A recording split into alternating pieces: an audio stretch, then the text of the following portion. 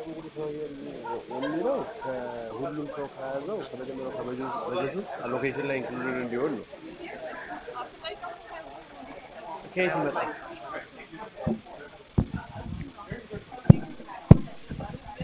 Good. Okay.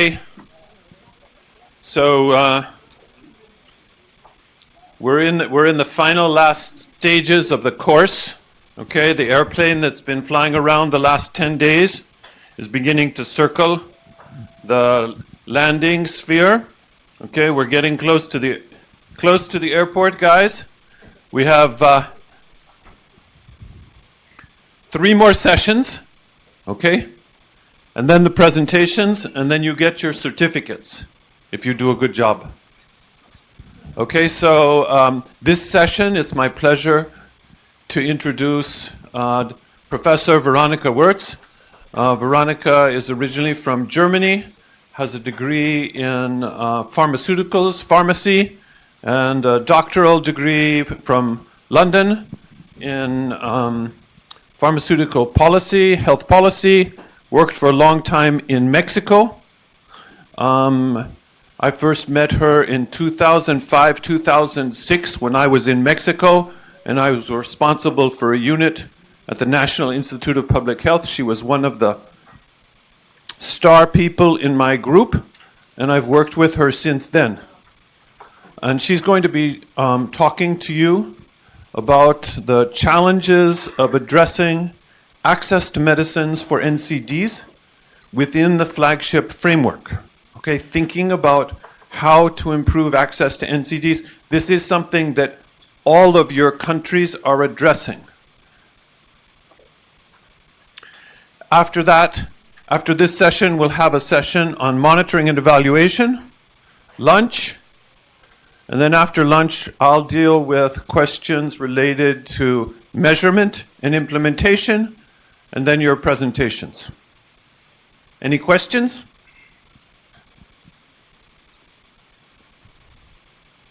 Okay, Veronika. Thank you very much for the introduction. Good morning, everyone. I was really looking forward to meeting you in person because I have been watching the live stream for the last at least 7 days, I would say, to get a good idea what this course is and who I would meet. So thank you very much, Michael and Nadim, for having me for the first time as one of the flagship faculty. I'm very keen to engage with you in a discussion around access to medicine, but particularly focusing on non-communicable diseases. And I have worked, as Michael said, a long time in Mexico and worked with the Mexican government. And over the last, I would say, 6-7 years, I have worked more with governments around the globe. Now I'm working with the Ghana government and Kenya on clinical trials and how we can improve data on new medicines coming into the market. I'm working with the Chilean government on generic policy. So I'm working with several governments on access to medicine-related issues. And I'm very much looking forward to engage with you in the discussion here, applying the flagship framework, what you have learned through the last week, applying that to thinking through some key challenges of access to non-communicable diseases and related the care and organizational care. Veronika, can you also mention the Lancet Commission? Yes, the Lancet Commission was one of the big projects that I did 2 years ago. So from 2014 to 2016, I worked with around 20 global experts on the question of how could you provide access to medicines within universal health coverage. So I worked with Michael and with many other global experts on the questions, what are the key challenges that country faces, that you face within your country in rolling out or in moving towards universal health coverage, but thinking specifically about the medicine-related questions. So you need to think about quality of medicines, you need to think about the affordability of medicines, etc. But in this session today, only 90 minutes. Obviously, we can only scratch the surface. And what I want to do in that session is applying the flagship framework, what you have discussed in the last week, of thinking through some of the challenges related to non-communicable disease care delivery with focus on medicines. I have distributed here a handout to each table. Perhaps you could just check if you have received that handout. Each of you should have one. It's just one sheet. It's a table. So we need that during the session. And if you don't have received that, let me go to this table. Just quick check. You have to receive that handout. Everybody has one. If you have not a handout yet, please let me know. One, okay, here. One is missing. So let me give you one. Two more here. And let me give that around. Maybe if there's another table, please feel free to grab one. I put it here in the front. Okay, so what are the key topics, the key challenges that I would like to address in my session? So first of all, I would like to look with you, together with you, at what can we learn from the scale-up of providing antiretroviral medicines. What lessons can we apply to providing NCD medicines? I have chosen that example because I think it applies actually to virtually every country. Every country in the 90s and in the beginning of 2000s went through scaling up providing antiretroviral medicines. So you might be familiar with that example and thinking through what can we learn from that example and apply that to non-communicable disease medicine, scale up or providing access, and related organizational questions. Then identify, from that example, identify key elements for the care delivery, NCD care delivery, and then discuss two particular examples of countries. One is Cambodia, and the other is Mexico. Let's see how it goes, and then also obviously learning from you what I heard in the live stream in the first session, that we have, or you have collectively 1,000 years experience. So let's tap into these 1,000 years of experience while we go through that discussion. So I'm very keen to learn also from you. Okay, so the first is just a reminder. NCDs obviously play a huge role in terms of disease burden in your country. This is just a global picture that I'm putting on, the DAS versus the DALYs, which is a combined measure of morbidity and mortality. And what stands out here, if you just compare the two charts, the two pies that you have, is obviously that there is not only the big 4 NCDs that traditionally the World Health Organization points out to be important, but what you see here on the left in the DALY pie chart, look at the blue slide. Here, blue slice of the pie. Look just at the blue slice of the pie. What you can clearly identify is that the mental disorders, mental health issues, play a huge role in terms of morbidity, but not so much in mortality. So what is obviously important when we think about non-communicable diseases, not only thinking about the 4 big NCDs, cardiovascular disease, cancer, diabetes, COPD, we also think about mental health and substance use disorder. So just a reminder of this. So in the next 4 slides, I would like to show you 4 kind of scenarios that have to do with physical availability. What I mean by that is the availability of NCD medicines at health facilities. I just want to show you a snapshot, kind of 4 snapshots, and ask you which of these snapshots do you think applies to your country. So let's go. The first snapshot is physical availability of medicines in private versus public sector. Well, you can see here on the side 2 bars. One is the public sector, which is the green one, and one is the private sector. What you can quickly see, and these are just the world regions here, what you can quickly take from that is that the physical availability of medicines in the public sector is much lower as the one in the private sector, yeah? It's nearly half of what it is in the private sector. This is perhaps not surprising because it might apply to your country, but let me ask you afterwards. So then the second scenario is the physical availability of NCD medicines versus for acute diseases is much lower. So look again, green bar, blue bar, and the green bar here is antimicrobials as an example of medicines for acute diseases. And look at what happens in relation to NCD medicines. So what you can see is that the blue bar is much shorter than the green bar. So the physical availability of NCD medicines in facilities is usually much lower. What this means is that through the same supply chain, through the same means of supply, we have one type of medicine much more available than the other type. Why is that? So, third scenario is looking by level of care or looking by geographical location of your unit. So look again, we have different bars. We have district hospitals, which is the gray bar. The blue bar is townships. And the green is kind of the rural area. So what you can see is, obviously, again, we see that for communicable diseases, we have a much higher availability.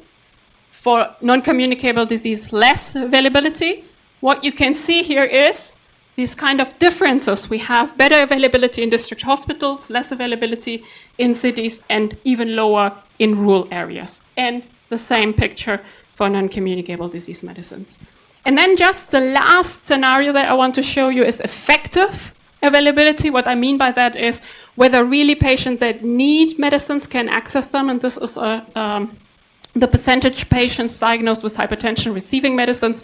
What you would expect is probably 80% of those diagnosed with hypertension actually receive medicines. What you can see is clearly you have countries which are much lower percentage. So just let me ask you, can anyone identify from the 4 scenarios that I showed you that this reflects the situation in your country, that these kind of general pattern apply to your country? What do you think? In terms of the first slide, that the drugs for the hospital and private sector, that somehow is also the same in our country too, because there's a huge out-of-pocket money people even for the essentialist medicines for the outpatients especially. Okay, so you can identify public sector much lower here. What can you identify for your setting? I think we definitely have a problem with the availability of chronic medications in Lebanon. The ministry actually does pooled procurement for chronic medications and makes them completely available for free at the primary healthcare centers. But the problem is we've delegated that responsibility to a local NGO, and this is causing issues, sometimes political issues. We don't have very stable procurement and stable storage and stable availability. We have a lot of issues along the chain of procurement and distribution, and we have some political barriers. In the past 6 months, the money for this was stopped because of political issues against the specific NGO, and we had a huge crisis. And now we're just trying to find other resources. So yeah, we have a major issue. So important also the distinction between hospital and primary care, yeah, where the difficulties are. Can we also get medicine through the primary care facilities? Last comment here. Oops, let me quickly go through. Yeah, does this work with the mic? Sorry, thank you. Our issue is more to do with effective availability, because these are the cases who need continuously for n number of years. So they would be there, but then you may get for 1 month, 2 months, sometimes even for 15 days. So they tend to drop out and go to private sector to purchase on their own. So that's our issue actually. Okay. So let me summarize. It seems to be that many of you find these situations reflected in your countries. To a certain degree, some said it has to do with the level of care, some said it has to do with public, private sector, some say it has to do with the amount that is dispensed. Is it really actually leaving the patient with a 30-day supply or even longer, etc.? Many of you mentioned then the consequences that have an effect on what you called in your flagship framework the ultimate performance goals, which is the financial protection. Many of you mentioned that leads to financial,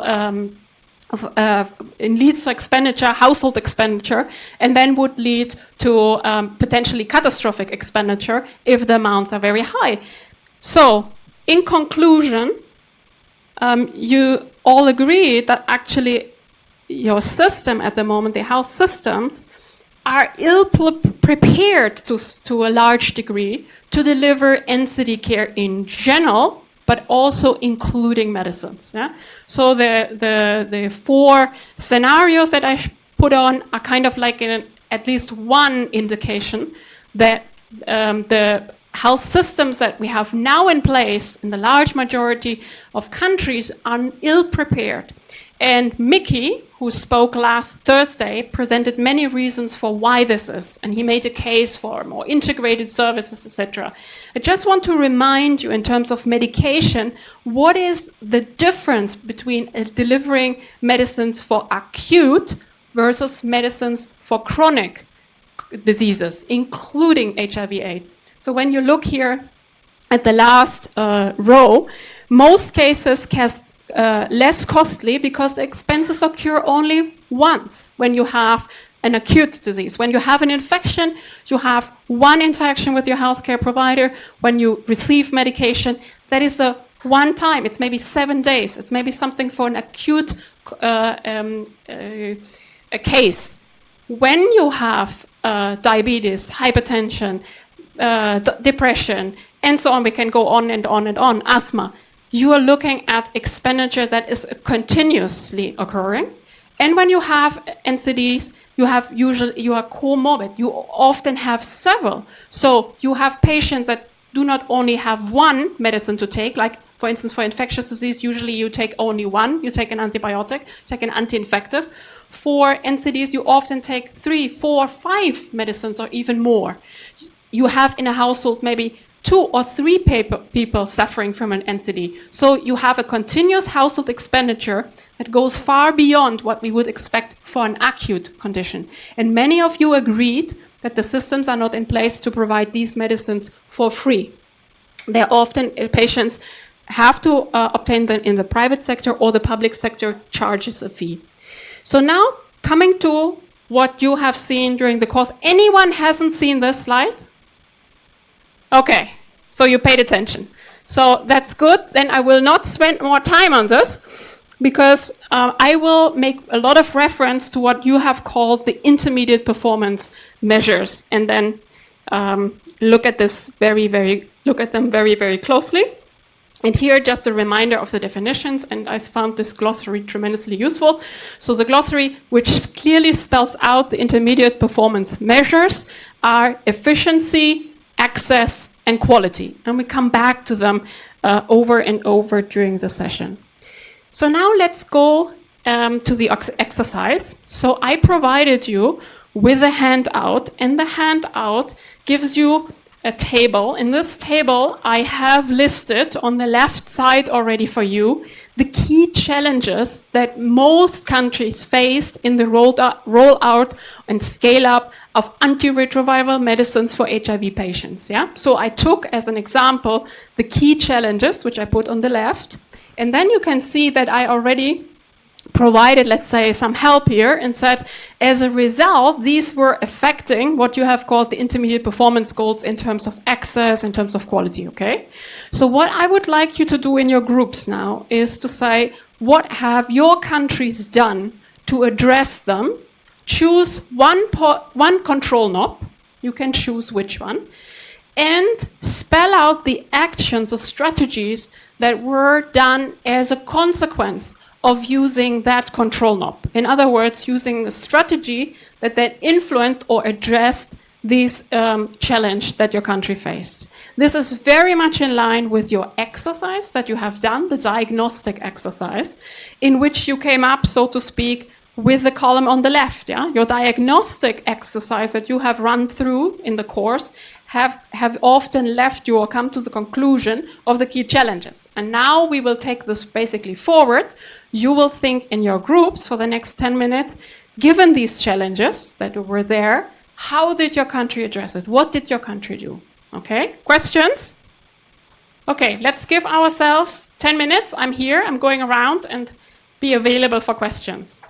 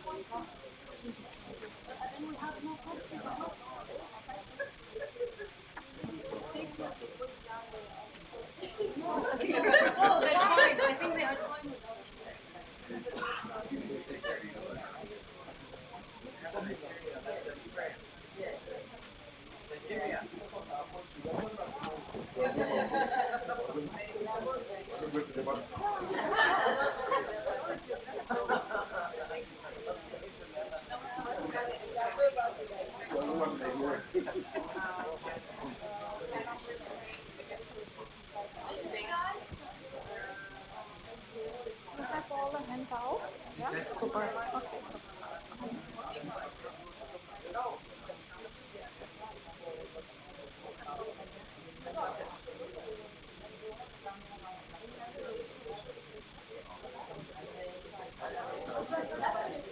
Yes.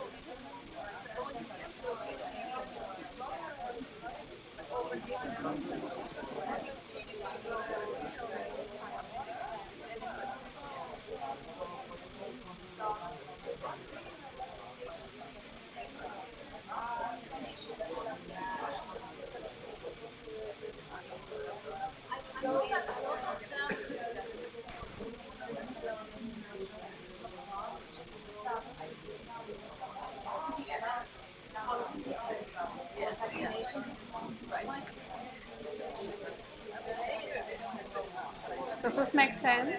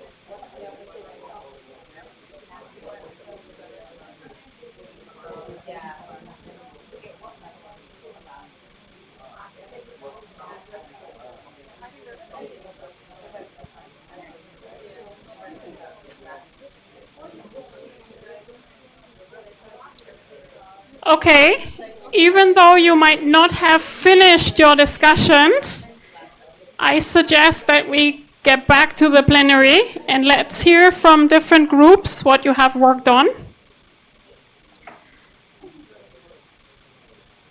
So let's start with the first one, with the first challenge, which is, can I just get back here and here? Try to wrap up in your groups. We need a bit of silence to hear what each group has thought. Okay, so let's start. Number 1, high cost for ARV medicines. Can I ask here the first group, to tell us a little bit more what you have thought, which control knob have you chosen to address the first one? Can I pass you? And we hear from you. So the first one is high cost. The high cost of HIV medicines. We looked at a couple of control knobs. First one is regulation. That we have to regulate the manufacture or importation of the HIV drugs to ensure quality and ensure access. And then we looked at financing, because these are expensive drugs, and for financial access, we need government intervention to subsidize or make the drugs free, provide financing for the patients. And then we also looked at persuasion as a control knob to negotiate with the drug manufacturers for pricing of the drugs. Thank you. Thank you very much. So there are 3 control knobs that this group had identified: regulation, financing, persuasion. The last one I hadn't thought about, persuasion in terms of negotiation. Interesting. Surely a possibility in some countries, negotiating if you have only one manufacturer to negotiate for lower price. So 3 interesting possibilities: control knob, and then the action that you have taken. I had also thought about generic medicine use. Any group, I don't know, any group had thought about that, had discussed this? I see some nods. Can I ask you, so what would be the control knob that you have thought about, and the action related to the use of generic HIV medicine? So basically, knobs we thought about were about the organization changed. Because what we did in Ukraine, we have outsourced procurement to international organizations, and they were able to buy us medicine on the global market, generic medicines, much cheaper. So we saved around 39%. Great. Okay. First control knob corresponding to the challenge and the actions that you have identified. Great. Let's go to the second one. Second one was here an interesting example from this team. Okay, so we will present our experience regarding of the geographical, so how to tackle the problem related to geographical distance and access to drugs. In Moldova, we have a national program related to HIV issues, and Moldova has a big support from a global fund. So in this context, it was defined the main recipient and the country coordination mechanism, and a large network of NGOs as the sub-recipient and involved in the distribution. Due to some changes at the policy level in the last period of time, so the first main recipient, it's a project implementation unit. It's a special created unit which is mostly under the Ministry of Health, Labor and Social Protection. And the distribution, it's mostly through a network of outpatient department. Outpatient department means the specialized care which belong to hospitals. And here we have some problems because in some locations, in some rural areas, it exists the risk that people who have such a problem could have not geographical or physical access. So now we, due to reforming of the primary health care and creating much more incentives for primary health care, I think in the light of control knobs, that could be to use organizational control knobs, which means to design much more effectively the providers, I mean the primary health care, and of course to combine with the incentives, which means payment for some additional performance, and by this to incentivize primary health care to distribute. But I think, as we discussed previously, it's not enough just to think about supply side. It's important to address demand side. And in this sense, a big awareness campaign to increase the confidence and the trust of the patient to come to primary health care and to get medication. So these are complex of measures which are on the basis of strategic approach. Great points. So organization was one control knob you mentioned. Yes. Payment was another one. Very important. And you said moving from the outpatient clinic more into primary care, but you need to give incentives. And you were thinking about persuasion in terms of not only supply, but also demand of making primary healthcare more acceptable as a location to receive the care. Excellent points. Let's go to number 3, low number of trained specialists to prescribe HIV medicine. Here we have a team with an interesting approach. In my country, we have about 530 patients with HIV, and they have to travel from different countries to come in Tirana and to get the e-prescription for treatment.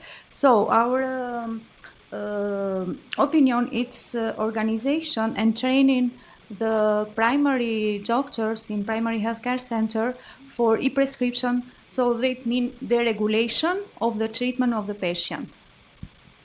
Excellent point. So the control knob was organization, but what you mentioned, I like a lot in terms of that might also have an implication on regulation. So we might need to change regulation to allow the primary healthcare providers actually to provide that care. So 2 control knobs that you took into consideration. The 4th one, the variation in quality of care. Can I ask you perhaps to volunteer? I heard an interesting discussion on variation.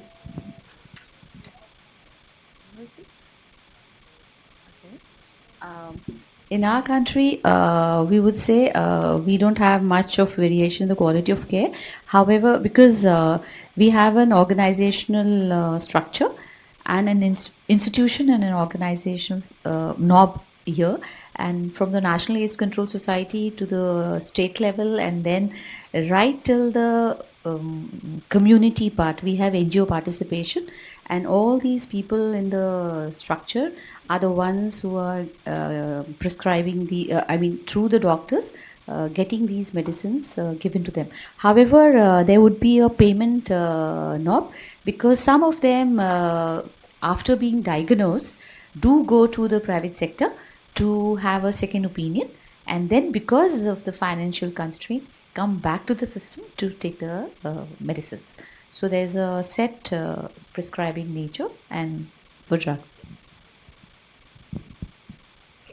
Okay, thank you. Can I ask another group also to talk a bit about what kind of control knob in variation? How do you address variation in quality? What could you effectively do to have more, let's say, high quality universally throughout your system? What kind of...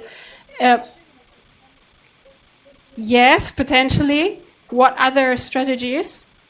Anyone, any other group volunteering? Yeah, there's another group. You can perhaps take the mic that you have on your table. What kind of control knob did you identify and the related strategies? So we discussed basically on variation in quality of care. Regulation.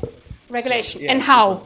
So that was through standard guidelines and monitoring adherence to guidelines and looking at completed formats for follow-up as well. Excellent point. So standard treatment guidelines, and you would do it through a regulation control knob, which yes, sometimes that is the case, or you could also say it's a management tool. I introduce it via organizational changes. Both, I think, is fine.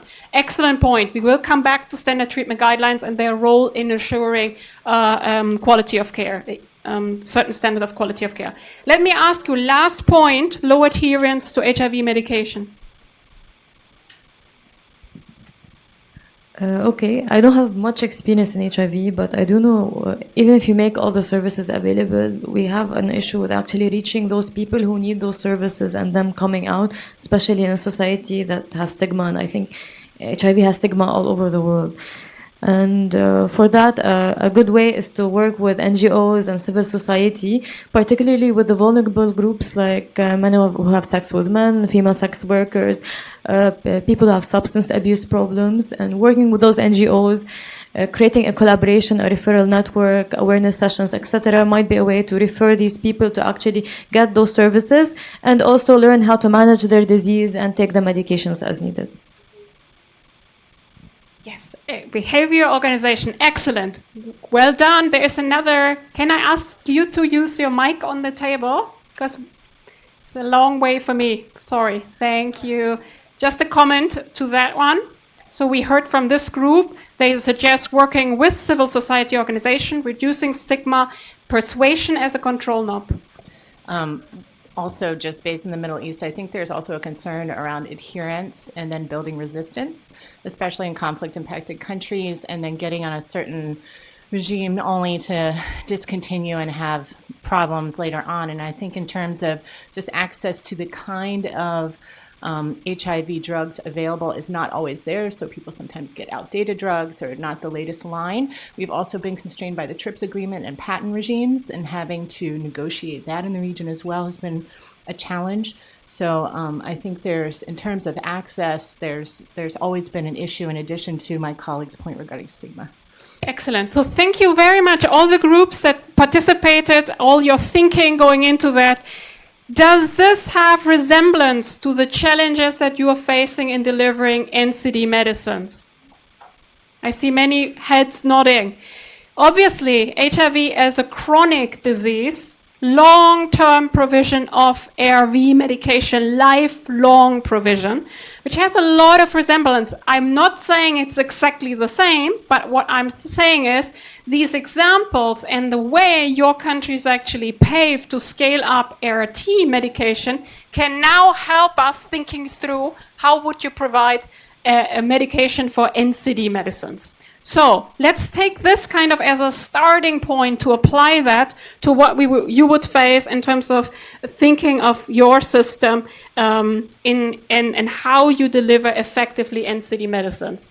I'm purposefully focusing very much on the organizational side and on the persuasion or behavior side of things. I'm not so much focusing on the financing and regulation, because I heard listening to the live stream that you have talked a lot already on financing regulation.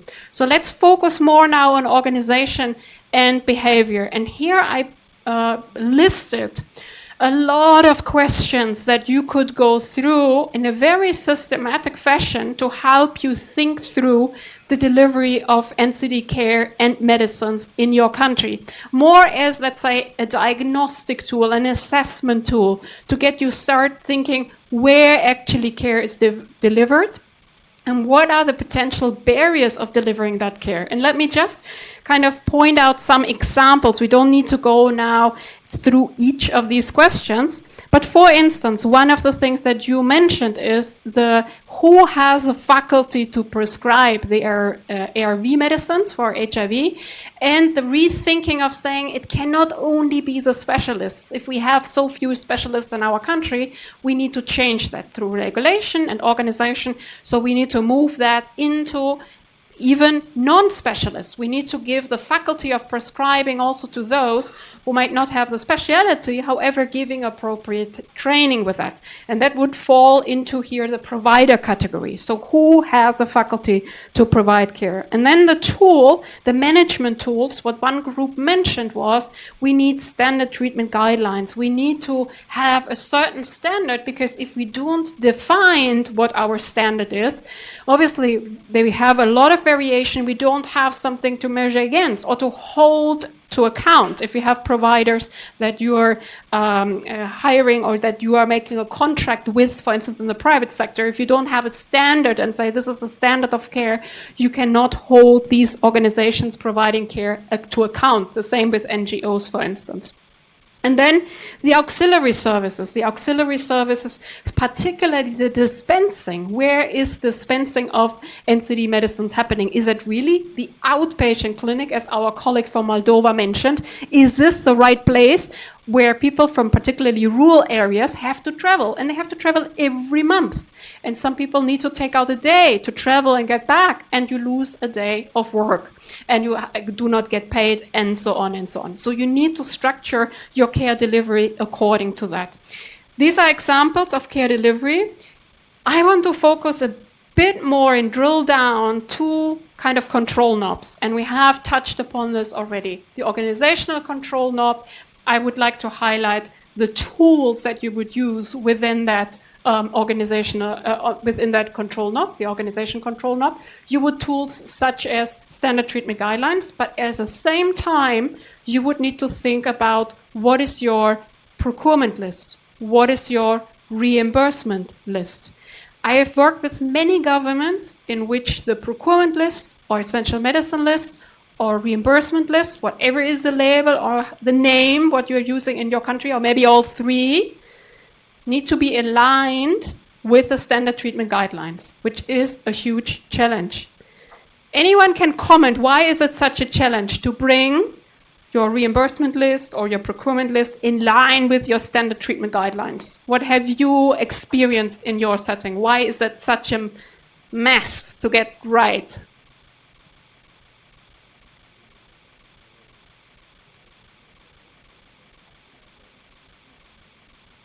Can you quickly name? Yeah, I'm Yugal Kishore Pant from India. And normally these two things are done by different people, different committees. Standard treatment guideline is done by one or two agencies at the national level.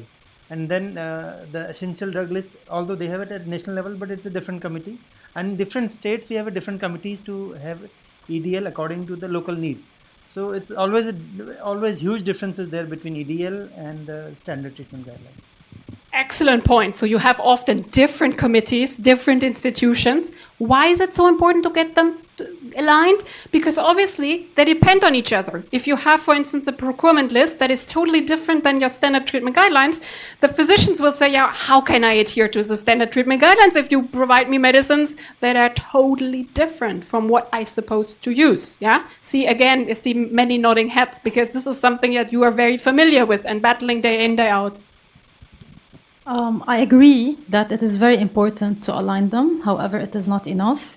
So in Lebanon, we have a huge private sector in terms of medicines. We have an essential drug list.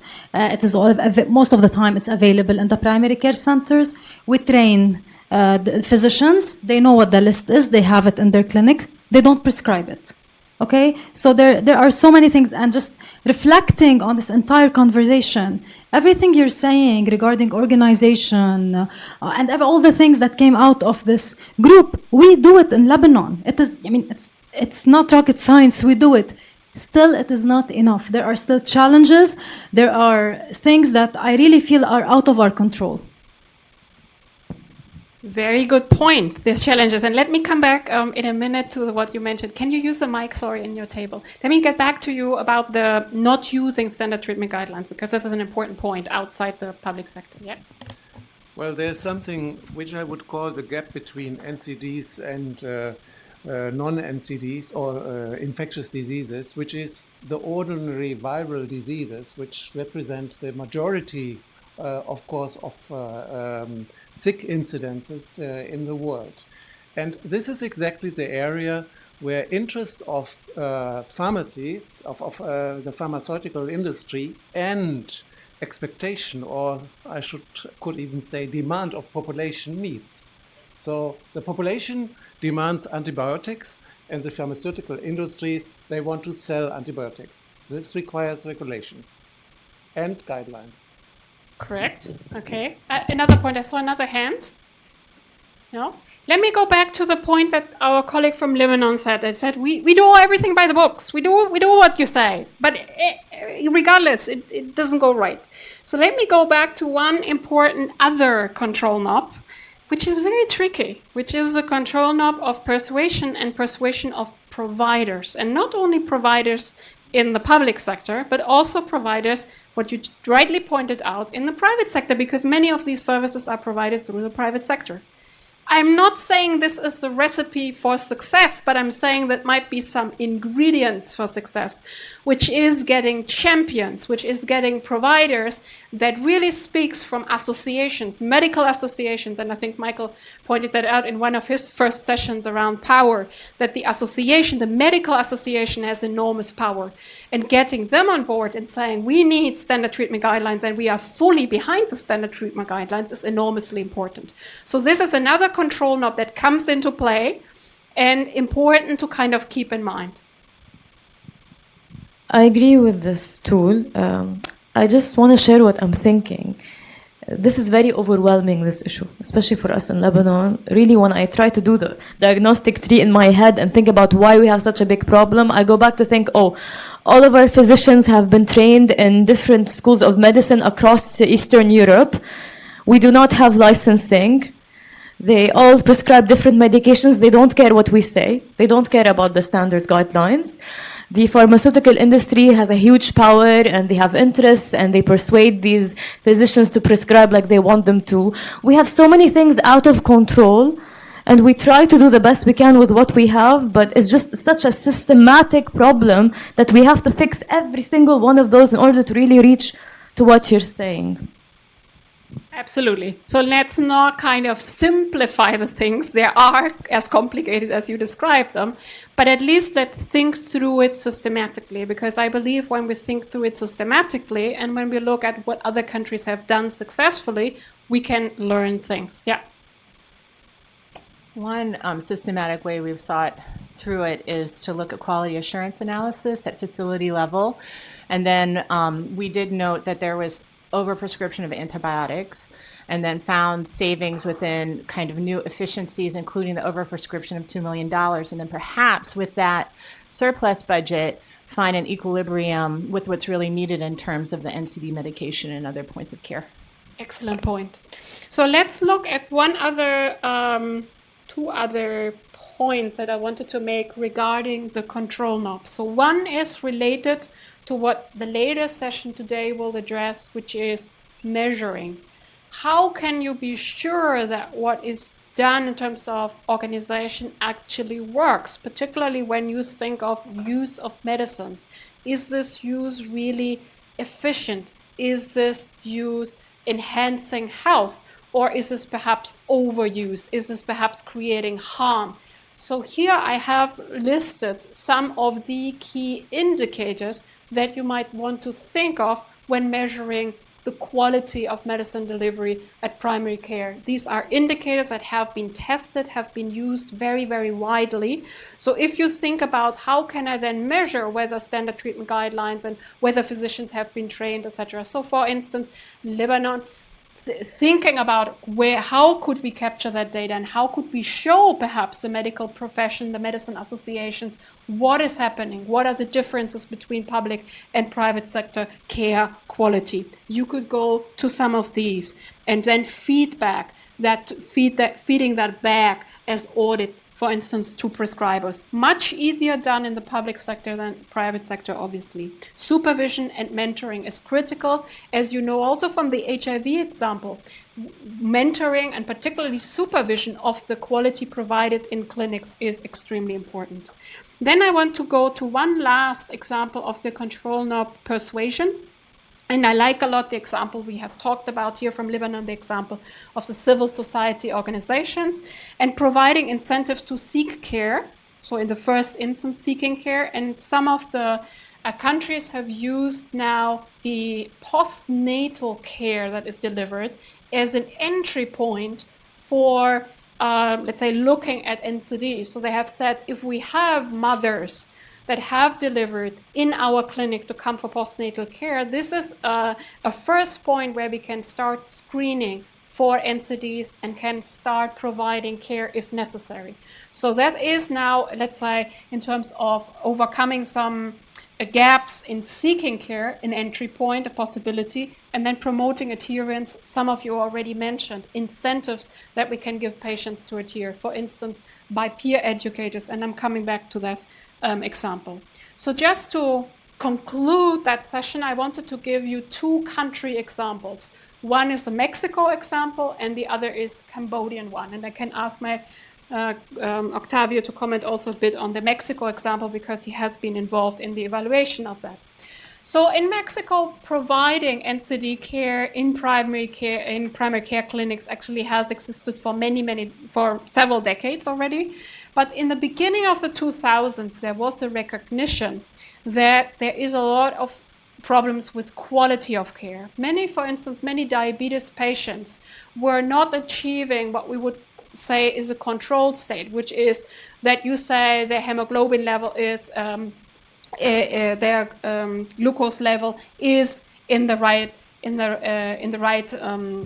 level. They did not adhere, or they had difficulties in adhering to medication, etc. So there was a rethinking of saying, how can we reform the delivery of NCD care in Mexico? And they decided to create special units and saying, can we not bring together the specialists providing the care in some clinics, in particularly urban areas, to alleviate the hospitals, to kind of get them away from the hospital outpatient clinics, to reduce the burden for hospital clinics, and refer these patients to these specialized clinics in which we bring together a multidisciplinary team. We bring together dietitians, we bring together nurses, we bring together psychologists as a multidisciplinary team delivering care. And these are not affiliated to hospitals. And the hope was then to have something like a hub for those patients that are not controlled and that have then the possibility to seek specialist care over a prolonged period of time, a year's time. However, the clinics run into difficulties. There were some successes, but I'm focusing a bit more here on the challenges to point out what you need to think through in organizing the care. So first of all, medicine supply and diagnostic supply was a challenge and is still a challenge. So these clinics, once the evaluation was done after like 5 years existence of these clinics, it was found that the same kind of supply chain delivering medicines to these clinics were not delivering or were not able to deliver them. So for instance, half of the clinic did not have all the medicines needed that they needed to treat the patients. In other words, if you use the same supply chains you use for other clinics, you need to think about how can I fix them so that I have at least the inputs or supplies in the clinic. Then another one was how these specialists were hired. What kind of contract did they have? And in the Mexico example, they did not have a permanent contract. So many medical doctors, many physicians actually complained and saying, I'm not motivated to come to the clinic. I have only a 1-year contract. I feel kind of like my job will go away perhaps in a few months. I would like to have a permanent contract. As long as I don't have a permanent contract, I might not be very satisfied. I might feel job insecurity, and this is with reason. So they had a high rotation of staff, which had an implication on the motivation of the physicians and their performance in terms of quality. So there were still a lot of problems in achieving the standard or the quality that these clinics were supposed to achieve. So when they looked at the quality that they were able to provide, it wasn't that good. And I think this model has gone now through several changes, several tweaks of making that model better. So this is one example of kind of like shifting from outpatient clinics where previously care was delivered to a clinic that was actually thought to be able and equipped to deliver the best care for relatively complex patients, often comorbid patients. But at the end, it turned out to be that there were several challenges in the organization, how these clinics were delivering or able to deliver care. Jürgen.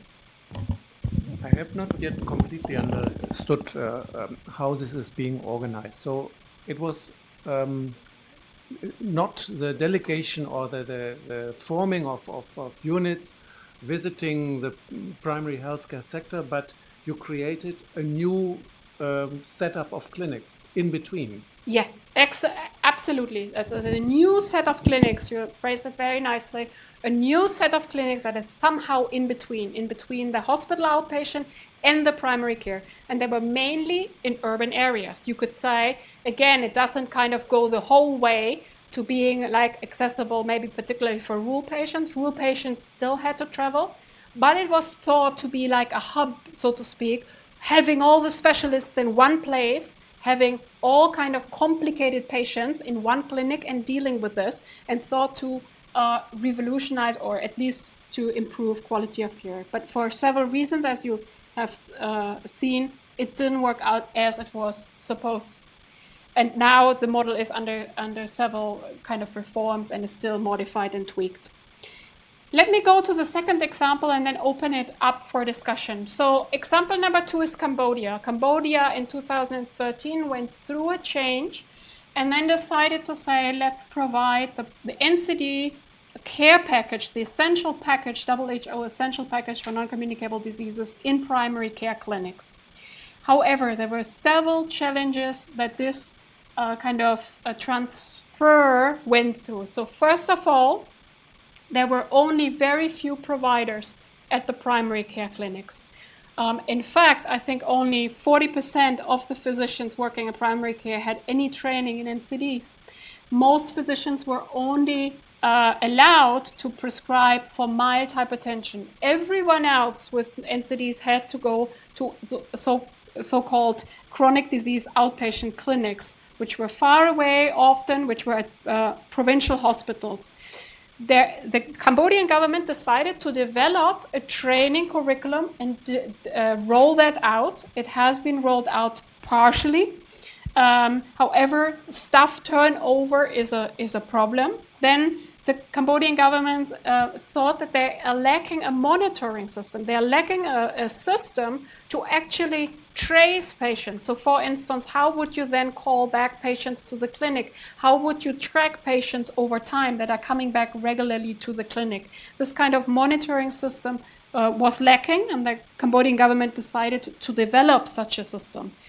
Then there was a large out-of-pocket expenditure. Patients coming to these outpatient clinics had, as our colleague pointed out earlier, as a challenge to face that they often were not given a monthly package of or a monthly supply of medicines. So several organizational challenges that this kind of transfer went through, and the government had to think through how to address this in a very short period of time when changing from outpatient clinics, hospital outpatient clinics, to primary care, and which goes back to many challenges that you already pointed out in the ARV example.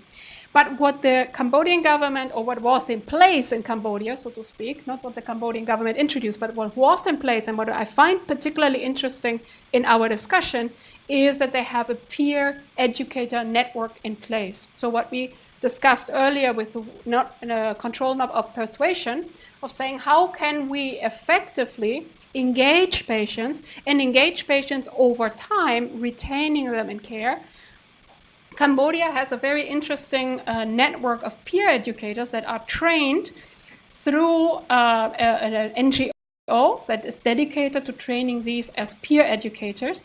And these peer educators give education, they go with the patients to the clinic, they navigate them through the system, and they're also being able to link them to laboratory services that are not as costly as others. So I find this another interesting way of using the persuasion control knob of thinking how we can effectively engage patients. So key messages, just take away. There's one comment.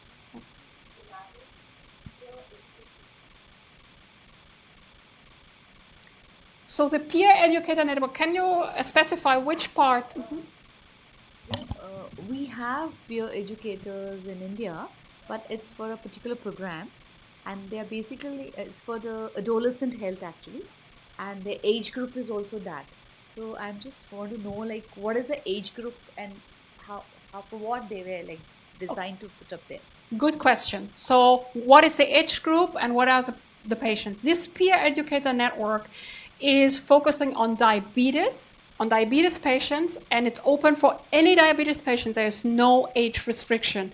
They're able to work with any diabetes patient that would like to work with peer educators. Obviously, this NGO is not as large as being able to be everywhere in Cambodia. I don't know exactly which of the provinces, but yes, it's an extensive network of those trained that then go out and go to patients newly diagnosed and help them navigating through the system, build a relationship with the patient, come back and give advice on diet, have also the glucometer, so they can go and measure the glucose level of the patient, which often patients cannot do.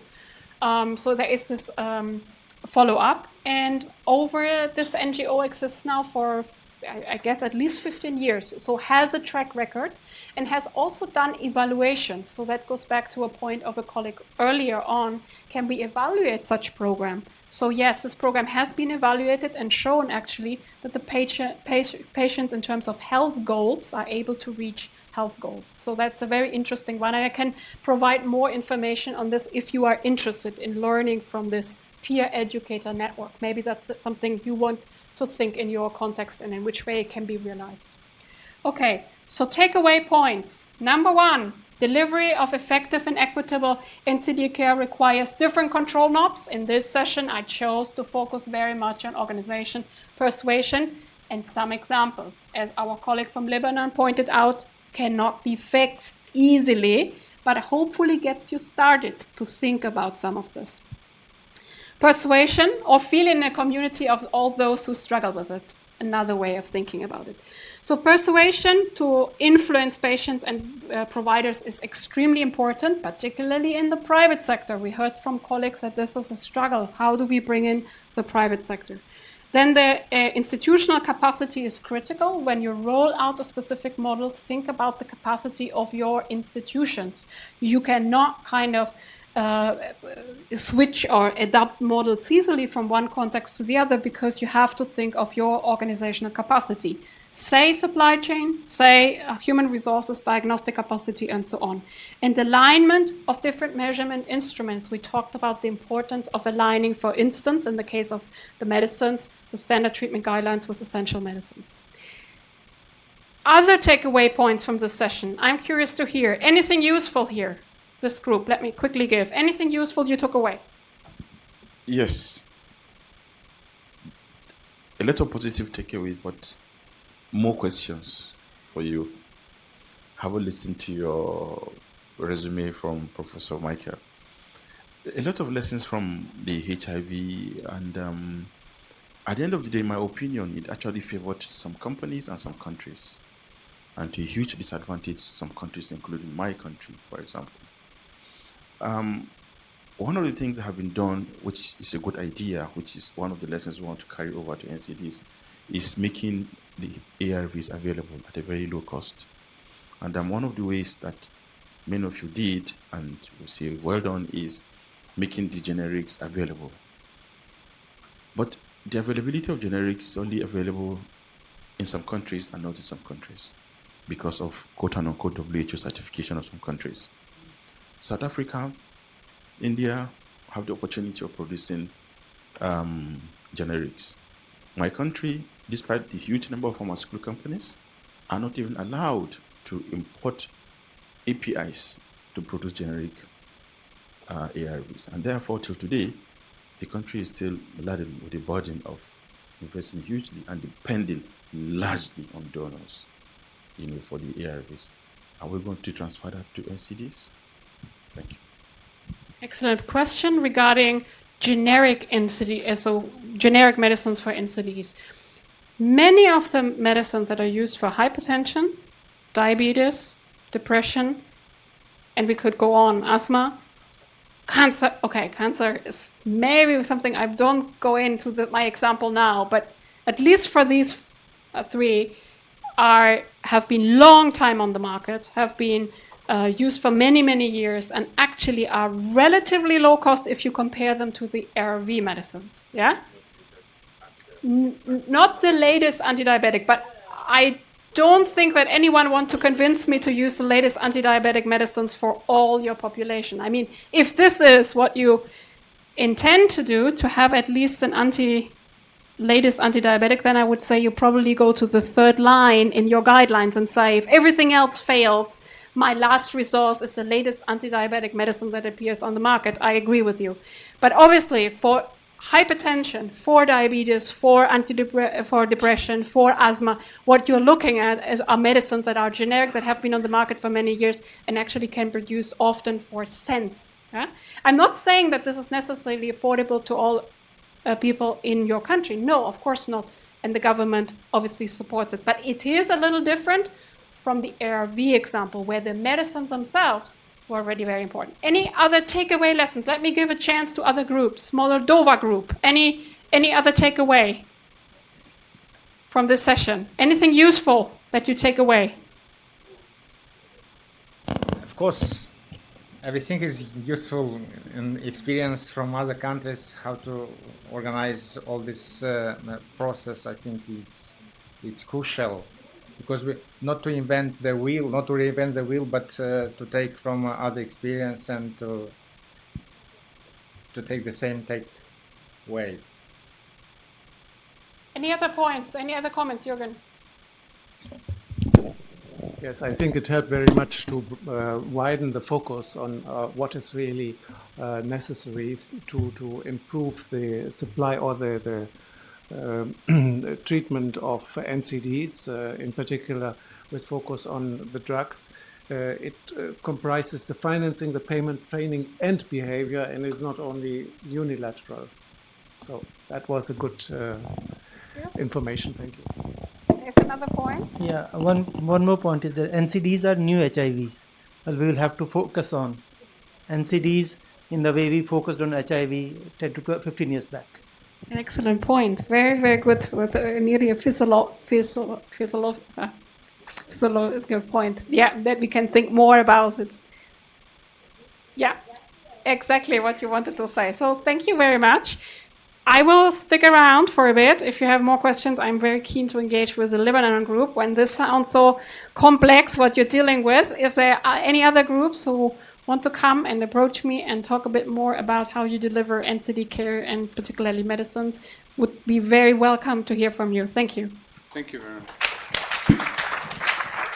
Okay, before we break for lunch, you almost have done your presentations for today, right?